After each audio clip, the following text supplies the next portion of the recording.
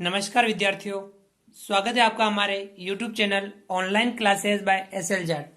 आज की जो हमारी क्लास है वह है कार्य पुस्तिका गणित कक्षा 5 के अंतर्गत कार्यपत्रक 62, जो पेज नंबर 62 पर है।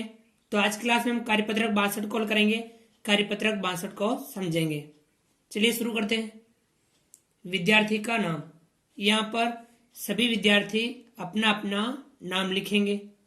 दिनांक, यहाँ सभी विद्यार्थी आज की दिनांक लिखेंगे। इस कार्यपत्र के अंतर्गत अधिगम क्षेत्र जो हमारा चल रहा था, मापन की समझ, जिसमें हम परिमाप एवं क्षेत्रफल के बारे में अध्ययन करेंगे। इसके अंतर्गत हम आज की क्लास में परिमाप की समझ बनाना, इसके बारे में हम अध्ययन करेंगे। जो हमारी पहले चल रही थी क्लास है जिसमें हम परिमाप की प्रारंभिक समझ पढ़ रहे थे, इसी के अंतर्गत हम परिमाप की समझ बनाना, इसके बारे में और आगे पढ़ेंगे, इसके बारे में और अध्ययन करेंगे।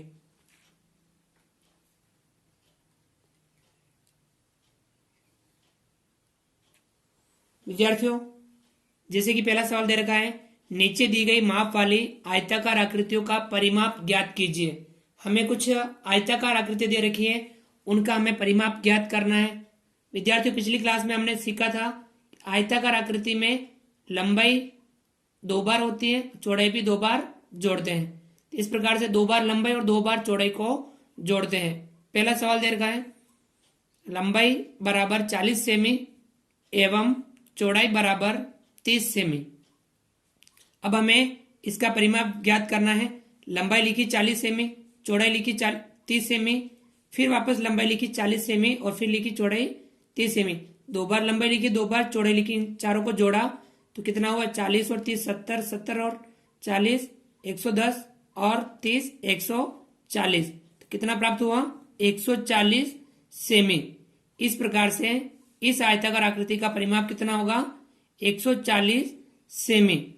यानी हमने लंबाई को 2 बार, चौड़ाई को 2 बार जोड़ा तो हमने आयताकार आकृति का परिमाप ज्ञात कर लिया। इसी प्रकार से सवाल नंबर 2, लंबाई बराबर 30 सेमी एवं चौड़ाई बराबर 20 सेमी। इस प्रकार हम इसमें लंबाई 30 सेमी और चौड़ाई 20 सेमी है, इसका हमें परिमाप ज्ञात करना है। यह आयताकार आकृति है। परिमाप ज्ञात करने के लिए हम लिखेंगे लंबाई 30, फिर लिखेंगे चौड़ाई 20, फिर वापस लंबाई लिखेंगे 30 और फिर लिखेंगे चौड़ाई 20। इस प्रकार से 30 और 20 50, 50 और 30 80, 80 में 20 जोड़ेंगे 100। तो कितना हो गया? 100 सेमी। इस आयताकार आकृति का परिमाप कितना हुआ? 100 सेमी। यानी हमने 2 बार लंबाई को जोड़ा और 2 बार चौड़ाई को जोड़ा। आगे बढ़ते हैं और अगले सवाल को भी हम हल करते हैं।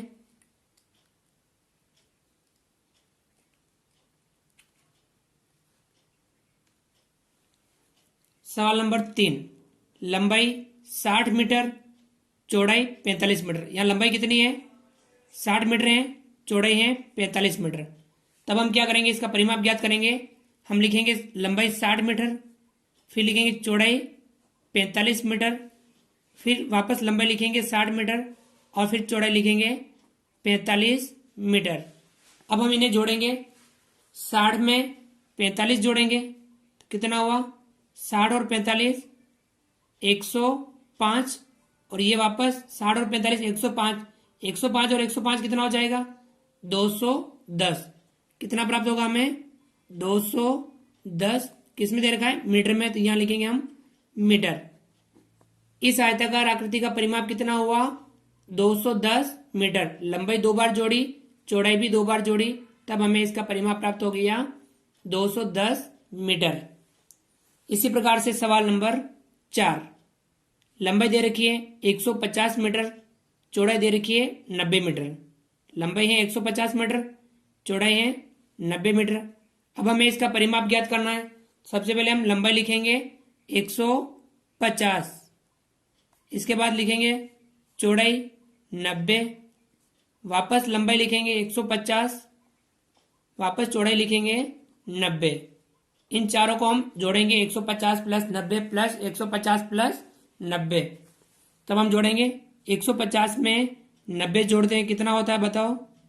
150 में 90 जोड़ते हैं 240 और इधर भी 240, तो कितना हो जाएगा 240 और 240, 240 ये और 240 ये, तो कितना हो जाएगा 480। कितना होगा 480 और लिख देंगे हम मीटर, यहाँ लिखेंगे हम मीटर। यानी इस आयताकार आकृति का परिमाप कितना हुआ 480 मीटर। लंबाई 2 बार जोड़ी, चौड़ाई भी 2 बार जोड़ी, तो कितना हुआ 480 मीटर। तो विद्यार्थियों इस प्रकार हमने आयताकार आकृतियों का परिमाप लंबाई को 2 बार और चौड़ाई को 2 बार जोड़ के हमने परिमाप ज्ञात किया और परिमाप की समझ बनाना इसके बारे में हमने अध्ययन किया। जैसे कि लंबाई यहाँ 40 सेमी 30 सेमी, लंबाई 2 बार जोड़ी, चौड़ाई भी 2 बार जोड़ी, तो कितना हुआ 140 सेमी। इसी प्रकार से इसमें लंबाई 2 बार जोड़ी, चौड़ाई भी 2 बार जोड़ी, तो कितना हुआ 100 सेमी। इसी प्रकार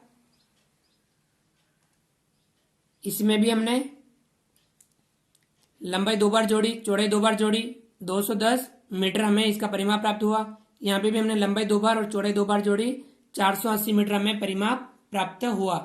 तो इस प्रकार से हम आयताकार आकृतियों का परिमाप ज्ञात करने के लिए हमें लंबाई को 2 बार जोड़ते हैं, चौड़ाई को भी हम 2 बार जोड़ते हैं और इनको चारों को जोड़ने के पर हमें आयताकार आकृति का परिमाप प्राप्त होता है। तो विद्यार्थियों इस प्रकार से हमने आज की क्लास में आयत का परिमाप ज्ञात करना, इसके बारे में इसकी समझ बनाना, इसके बारे में हमने अध्ययन किया। तो विद्यार्थियों आप हमारे इस वीडियो को लाइक कीजिए और आप अधिक से अधिक इस प्रकार के कार्यपत्रकों का अभ्यास कीजिए। किताब में भी जो सवाल दे रखे हैं उनका भी आप अभ्यास कीजिए। यदि आपने अभी तक हमारे इस YouTube चैनल को सब्सक्राइब नहीं किया तो नीचे दिए गए लाल रंग के सब्सक्राइब बटन को दबा करके हमारे इस YouTube channel online classes bye SL Jat को सब्सक्राइब कीजिए। बेल आइकन ऑल नोटिफिकेशन के लिए दबाइए ताकि आप तक हमारे लेटेस्ट वीडियो सबसे पहले पहुंच पाए। आप अधिक से अधिक विद्यार्थियों मित्रों तक हमारे वीडियो शेयर जरूर कीजिए। मिलते हैं अगली क्लास में नए वीडियो नए कंटेंट के साथ में। तब तक के लिए थैंक यू, धन्यवाद। जय हिंद, जय भारत। आपका दिन शुभ रहे।